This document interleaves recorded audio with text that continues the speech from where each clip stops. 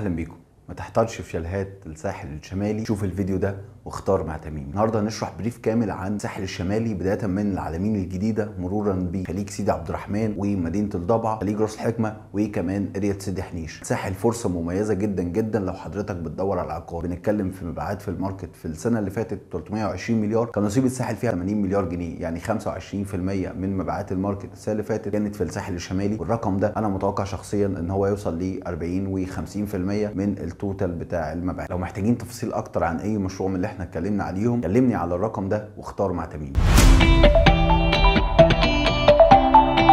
اول حاجه نتكلم عليها ازاي نروح الساحل الشمالي واهم الطرق اللي موجوده. اول حاجه عندنا طريق مصر اسكندريه اللي كلنا بنوصل له من الكيلو 21 كمل معانا لحد مطروح. بعد كده عندنا طريق وادي النطرون، ده من نص طريق اسكندريه بينزلني على العلمين على طول. عندنا طريق من اهم الطرق اللي موجوده دلوقتي ومستقبلا هو طريق الضبع، بيجيبني من زايد ونيو زايد، وليه 5 مداخل. في نازله بتنزلني على الساحل القديم، في بعد كده عندي نازله بتنزلني في العلمين الجديده، بعد كده عندنا نازله في ضبعه في كيلو 170 عند مطار العلمين، بعد كده عندنا في نازله بتنزلنا في كيلو 220 عند مدينه راس الحكمه الجديده، واخيرا عندنا القطار السريع اللي جاي من العين السخنه مرورا بزايد والعلمين ومكمل معانا لحد مطروح. 6 اسباب تخليك تشتري في الساحل الشمالي. اول حاجه احنا اقوى ROI في الماركت ريل استيت. النهارده احنا بنتكلم ان الاسعار في الساحل الشمالي بتزيد سنويا من 10 ل 30%. تاني حاجه ان كل المطورين الكبار موجودين في الساحل الشمالي، صادق، بالم هيلز، اعمار، الطوميه كوست، مراكز، كل المطورين في مصر تقريبا ليهم ارض واثنين وثلاثه في الساحل الشمالي. ثالث سبب يخليك تشتري في الساحل هو العائد الايجاري. حضرتك مجرد ما بتستلم البيت بتقدر تاخد منه عائد ايجاري، يعني حضرتك لو بتقسط على 8 سنين تبدا تاخد عائد من السنه الخامسه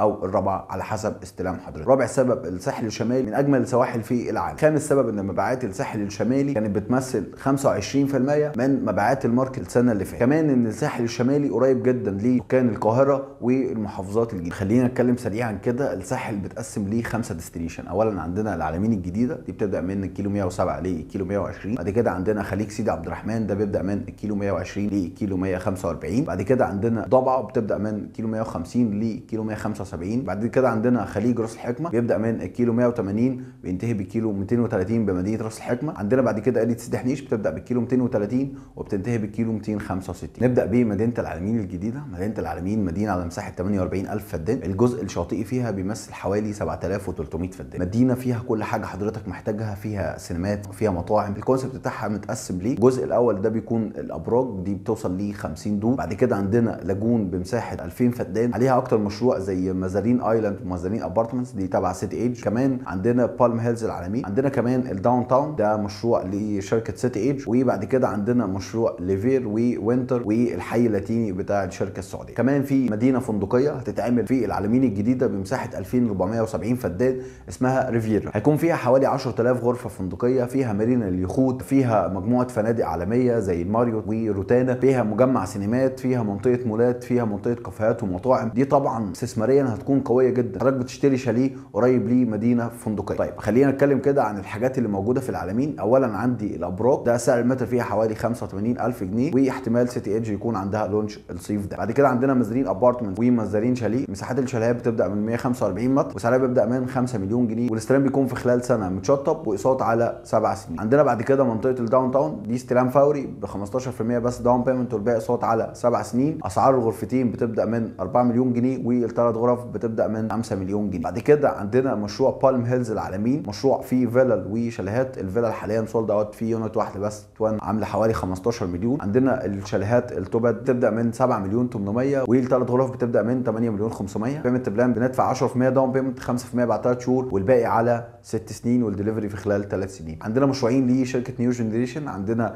مشروع وينتر ومشروع ليفير. وينتر ده شاليهات بس، في مساحات بتبدا من 58 متر، دي غرفه ودي سعرها بيبدا من 3 مليون 300. البيمنت بلان بتوصل ل 10 سنين متشطب، التكييفات بالمطبخ، وكمان اكاديميه رولان جار. عندنا مشروع ليفير فيه شاليهات وفي تاون هاوسز وتوال. الشاليهات فيه مساحتها بتبدا من 42 متر، ده استوديو بيبدا من 2 مليون 600، والفيلل بتبدا من 12 مليون. بعد كده هنتكلم عن خليج سيدي عبد الرحمن. خليج مميز جدا، كل المشاريع اللي فيها فيها شغاله دلوقتي ما بين كوميرشال زي هاسيندا باي، تلال، سيشل، مراسي. كل المشاريع اللي احنا بنتكلم عليها الكوميرشال بتاعها شغال والبحر بتاعها شغال. نتكلم عن 6 أو 7 مشاريع هم اللي فيهم فرصه دلوقتي. عندنا مشروع ماونتن فيو الجديد، مشروع مساحته ما بين 450 ل 500 فدان، هيكون فيلل بس متشطبه. مفيش اي معلومات دلوقتي عن الاسعار او حتى البيمنت بلان، هنعرف التفاصيل بعد العيد ان شاء الله. عندنا بعد كده في الكيلو 133 مشروع مصايا لشركه اي جي جاب، المشروع على مساحه 30 فدان، الشاليهات فيه بتبدا من 5 مليون 600 والفيلل بتبدا من 10 مليون جنيه، والبيمنت بلان بنقسط على 8 سنين والدليفري في خلال 3 سنين. كمان من اقوى الحاجات اللي موجوده في سيدي عبد الرحمن مشروع امواج لشركه الاهلي صبور، في ريليز هيكون الفتره الجايه، لسه مفيش اي اسعار او مساحات، لكن طبعا الار او اي بتاع المشروع قوي جدا، مشروع من الاعلى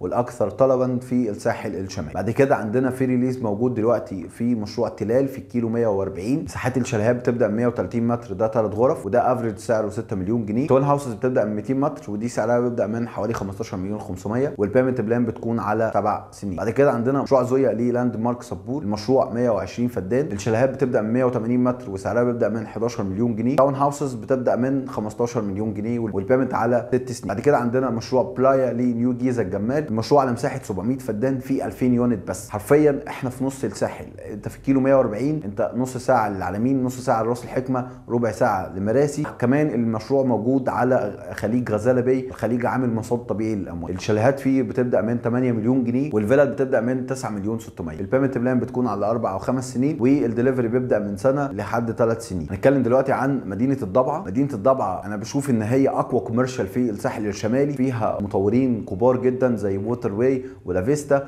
فيها ناس لسه بتعمل اسم في الماركت زي الكومزي، وكمان فيها تطوير مصر. المنطقه دي هتبقى كوميرشال قوي جدا، هي في نص الساحل ما بين سيدي عبد الرحمن وما بين راس الحكمه، بتبدا من الكيلو 150 لكيلو 175. اهم المشاريع اللي موجوده دلوقتي عندنا مشروع دي باي لشركه تطوير مصر، حاليا في وان هاوسز 240 متر بتبدا من 12 مليون جنيه والبيمنت على 8 سنين. بعد كده عندنا مشروع لافيستا باي بكيلو 170، الشاليهات بتبدا من 150 متر، سعرها بيبدا من 7 مليون 700 والبيمنت بلان بتكون على 7 سنين ب 25% داون بيمنت. بعد كده عندنا مشروع سيزن لشركه الكومزي كيلو 171، هو بين لافيستا وبين ووتر واي، المشروع على مساحه 240 فدان، الشاليهات بتبدا من 90 متر وسعرها بيبدا من 3 مليون 500 والتاون هاوسز بتبدا من 170 متر وسعرها بيبدا من 7 مليون 600. البيمنت بلان بندفع 10% داون بيمنت والباقي صوت على 8 سنين. المشروع ده بيسلم متشطب بالتكييفات وخشب المطبخ. بعد كده عندنا مشروع ووتر واي نورث كوست لشركه ووتر واي، الشاليهات فيه بتبدا من 10 مليون جنيه والتاون هاوسز بتبدا من 15 مليون جنيه والبيمنت بلان على 5 سنين. نتكلم دلوقتي عن خليج راس الحكمه. خليج راس الحكمه هو مستقبل الساحل الشمالي في مصر. خلينا نقسم الموضوع لجزئين، المشاريع اللي قبل ماونتن فيو والمشاريع اللي بعد ماونتن فيو. احنا عارفين ان ماونتن فيو هي لاند مارك في راس الحكمه في الكيلو 200. نبدا بمشروع سول لشركه اعمار في كيلو 178، الاسعار فيه كانت بتبدا من 16 مليون جنيه. بعد كده عندنا مشروع اطميه كوست في كيلو 180، اسعار الشاليهات فيه بتبدا من 11 مليون جنيه والبيمنت على 8 سنين. بعدين عندنا في كيلو 182 مشروع ازار ايلاند لشركه الريدي جروب، ده مشروع فيلل بس، التاون هاوسز بتبدا من 162 متر وسعرها بيبدا من 7 مليون 900،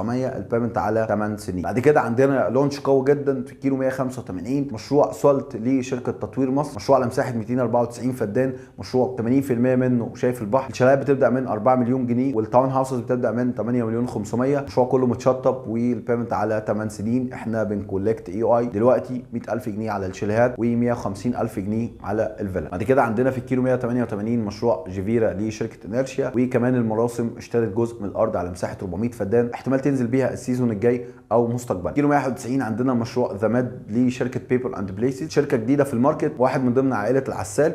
وكمان عندنا نبيل عماشه، ده كان السي او لاعمار لحد 2018 وكان السي او لصادق لمده 4 سنين، هو اللي عامل مشاريع صادق في نيو زايلاند. الشاليهات فيه بتبدا من 4 مليون جنيه والفيلل بتبدا من 9 مليون جنيه والبيمنت على 6 سنين و7 سنين. كيلو 192 عندنا مشروع كالي كوست لشركه ميفن، عندها لونش قوي جدا بعد العيد ان شاء الله. كده عندنا مشروع دايركشن وايت لشركه ارابيلا. كيلو 194 عندنا مشروع جون لشركه صادق، اقوى ار او اي في الماركت، في لونش للفيلل هيكون بعد العيد ان شاء الله. التاون هاوسز هتبدا من 200 متر، لسه مفيش اسعار هنعرفها بعد العيد ان شاء الله. هعمل لكم فيديو عن الريليس الجديد ده اول ما ينزل، تقدر تكلمني على الرقم الظاهر قدامك تختار مع تابين. بعد كده عندنا مشروع جايه لشركه الاهلي صبور، مشروع على مساحه 280 فدان، الشاليهات فيه بتبدا من 3 مليون 500 وان شاء الله هيكون في لونش لونش فيلل شهر 5 الجاي، البيمنت على 9 سنين. بعد كده عندنا الارض الجديده بتاعت مصر ايطاليا في كيلو 199 بعد سوان ليك وقبل ماونتن فيو، مشروع 385 فدان. الشاليهات هتبدا من 112 متر والتاون هاوسز هتبدا من 176 متر. لسه مفيش اسعار ولا بيمنت بلان، ان شاء الله بعد العيد هيكون في تفاصيل. في كيلو 200 عندنا اقوى لاند مارك في راس الحكمه، مشروع ماونتن فيو، مشروع على مساحه 450 فدان. الشاليهات فيه بتبدا من 85 متر وسعرها بيبدا من 3 مليون 700، والتاون هاوسز بتبدا من 170 متر وسعرها بيبدا من 7 مليون 700. البيمنت بلان احنا بندفع 10% داون بيمنت والباقي صوت على 8 سنين. هنتكلم عن المشاريع اللي بعد ماونتن فيو. كيلو 201 هيكون عندنا ارض جديده لشركه مباني ادريس على مساحه 100 فدان، اللونش ان شاء الله وتفاصيله هتكون بعد العيد. كيلو 202 عندنا سيزر سودك، في جزء هيتفتح في ظهر المشروع فيلل بس لسه مفيش اي تفاصيل. بعد كده عندنا فيستا راس الحكمه في كيلو 203، الشاليهات بتبدا من 7 مليون جنيه، توين هاوسز بتبدا من 9 مليون جنيه والبيمنت على 7 سنين، الدليفري في خلال سنه. بعد كده عندنا نيو جيزه هتنزل بارض على مساحه 500 فدان ان شاء الله هنعرف تفاصيلها. بعد كده عندنا في كيلو 207 مشروع سي شور لشركه هايد بارك، الشاليهات فيه بتبدا من 4 مليون جنيه والتاون هاوس بتبدا من 9 مليون جنيه. البيمنت بلان بندفع 5% داون بيمنت والباقي صوت على 8 سنين والدليفري في خلال 3 سنين ونص. سور في سور معاه مشروع سياندا ويست لشركه بالم هيلز، سعرها تبدا من 170 متر وسعرها يبدا من 11 مليون جنيه. توين هاوسز مساحتها 340 متر وسعرها هيبدا من 22 مليون. البيمنت بلان هندفع 10% داون بيمنت والباقي صوت على 8 سنين والدليفري في خلال 3 سنين. كيلو 209 عندنا مشروع فوكا باي ده متسلم كله. بعد كده عندنا في الكيلو 210 مشروع مصيف لشركه ام سكوير، الشاليهات فيه بتبدا من 4 مليون جنيه والتاون هاوسز بتبدا من 8 مليون جنيه والبيمنت على 8 سنين. في كيلو 211 عندنا مشروع نايا باي لنايا ديفلوبمنت، الشاليهات فيه بتبدا من 2 مليون 700 والتاون هاوسز مساحتها بتبدا من 180 متر، ده بيكون فلوتنج تاون هاوس ارضي واول وروف وده سعره بيبدا من 6 مليون 900. البيمنت بلان بندفع 10% داون بيمنت والباقي صوت على 9 سنين. بعد كده في الكيلو 212 عندنا مشروع ازها على مساحه 220 فدان، الشاليهات فيه بتبدا من 7 مليون 100 والتوان هاوسز بتبدا من 13 مليون، بتشطب بالتكييفات وخشب المطبخ وحضرتك بتقسط على 8 سنين. كيلو 213 عندنا مشروع رمله لشركه مراكز، مشروع على مساحه 400 فدان بيتش فرونت كيلو ونص، الشاليهات فيه بتبدا من 7 مليون جنيه والتاون هاوسز بتبدا من 14 مليون جنيه والبيمنت بتكون 10% على 6 سنين. بعد كده عندنا مدينه راس الحكمه، مدينه على مساحه 40,000 فدان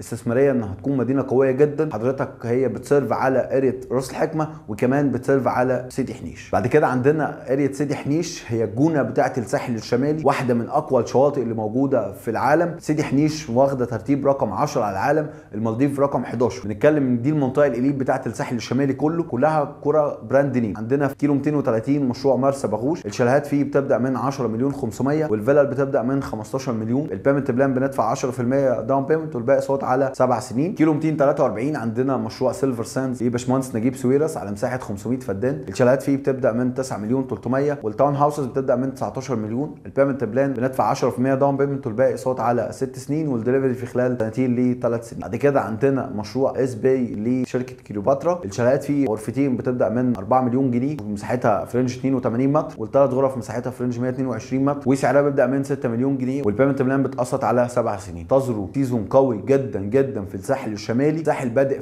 بدري السنه دي، النهارده احنا في شهر 4، بنتكلم في 5 أو 6 شركات عندها مشاريع سواء جديده او اراضي جديده ليه. بنتكلم عن تطوير مصر، بنتكلم عن ماونتن فيو، بنتكلم عن مصر ايطاليا، بنتكلم عن صادق، بنتكلم عن مباني ادريس، بنتكلم عن نيو جيزه، غير احتمال المراسم. احنا بنتكلم عن ديستنيشن قويه جدا جدا. لو بتفكر تستثمر في الساحل كلمني على الرقم الظاهر قدامك واختار مع تميم.